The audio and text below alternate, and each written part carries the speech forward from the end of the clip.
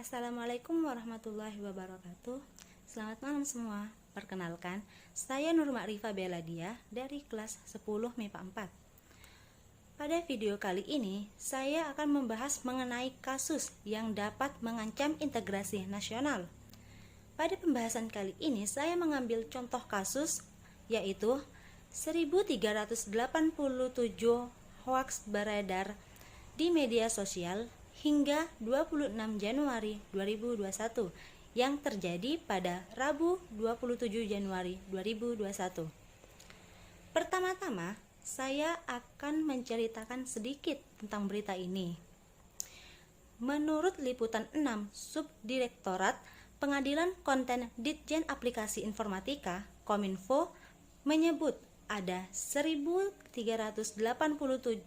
hoaks selama pandemi COVID-19 di Indonesia. Hoaks sebanyak itu tercatat sejak bulan Maret 2020 hingga Januari 2021. Penyebaran ribuan hoaks itu terjadi kian masif. Ada bencana dan pandemi COVID-19 yang terjadi di Indonesia dalam rentan waktu yang disebutkan. Hoaks itu sudah ada dari dulu ya, cuma memang di era digital ini penyebarannya sangat masif dan biasanya terjadi karena kejadian bencana alam dan pandemi. Hingga pagi ini ada 474 isu hoaks secara kumulatif dan tersebar di lebih dari 1000 sebaran di platform digital, kata Direktur Jenderal Aplikasi Informatika Kominfo Samuel Abrijani Pangerapan. Dari kasus itu, Kominfo sudah melakukan penindakan. Saat ini sudah ada 104 kasus yang ditangani kepolisian terkait hoaks COVID-19, tuturnya. Setiap hari, kata Samuel, jumlah sebaran berita hoaks semakin meningkat.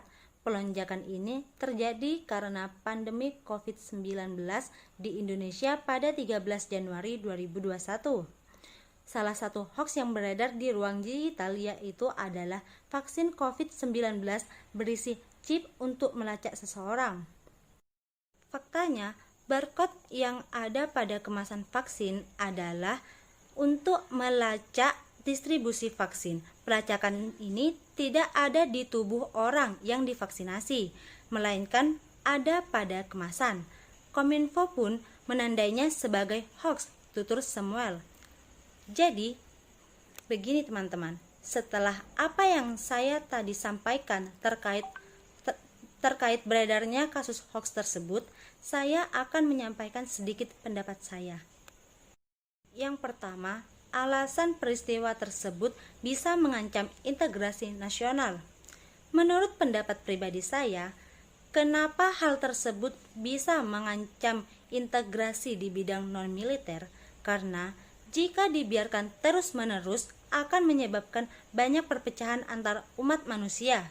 Dan jika sampai bisa terjadi, membuat banyak perpecahan dan perselisihan yang terjadi, yang seharusnya masyarakat di Indonesia saling rukun, malah menjadi terpecah-pecah yang berakibat adanya berita hoaks yang ada di Indonesia. Ada kemungkinan ancaman tersebut diberikan oleh pihak-pihak yang tidak bertanggung jawab, yang terkadang menyalahgunakan media sosial hingga timbulnya terjadi tidak ada kebenaran pada berita tersebut. Yang kedua, penyebab terjadinya peristiwa ini adalah berdasarkan berita yang saya telusuri, penyebaran ribuan hoaks itu terjadi kian masif. Terlebih ada bencana dan pandemi COVID-19 yang terjadi di Indonesia dalam rentan waktu yang disebutkan. Banyak pihak-pihak yang tak bertanggung jawab terhadap berita tersebut, yang seringkali menyebarkan berita tak sesuai dengan faktanya. Banyak berita juga simpang siur terhadap adanya vaksinasi. Yang ketiga, dampak yang ditimbulkan dengan adanya peristiwa ini adalah masyarakat cemas dengan adanya berita hoaks tentang faktanya barcode pada kemasan vaksin adalah untuk melacak distribusi vaksin. Pelacakan tidak ada di tubuh orang yang divaksinasi, melainkan di kemasan. Kominfo pun menandainya sebagai berita hoax. Yang keempat, cara agar peristiwa ini tidak terjadi lagi, yaitu pemerintah lewat Kominfo berkomitmen memberantas penyebaran hoax bersama berbagai pihak. Kami menyampaikan dan berharap agar masyarakat menggunakan ruang digital secara sehat, cerdas, dan bermanfaat, kata dia. Selain memberi stempel hoax untuk kabar bohong yang beredar dan menyebarkan fakta klarifikasi melalui diseminasi informasi, Kominfo juga mengedukasikan dan memberi literasi digital pada masyarakat. Agar hoax itu tidak meluas di ruang publik, Kominfo pun punya program literasi digital bersama Cyberkrasi. Gerakan ini sudah diikuti oleh 108 organisasi untuk memberikan literasi pada masyarakat. Yang kelima, sikap kita dalam menanggapi peristiwa ini adalah kita harus mencari berita yang tersebar di sosial media sesuai dengan faktanya. Alangkah baiknya kita harus menyaring berita-berita tersebut dari berbagai situs, jangan hanya dari satu situs saja, karena kebenaran pun harus dicari, bukan dibiarkan.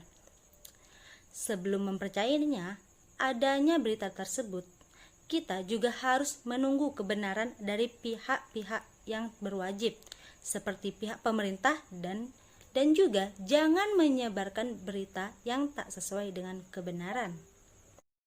Sekian dari pendapat saya. Wassalamualaikum warahmatullahi wabarakatuh.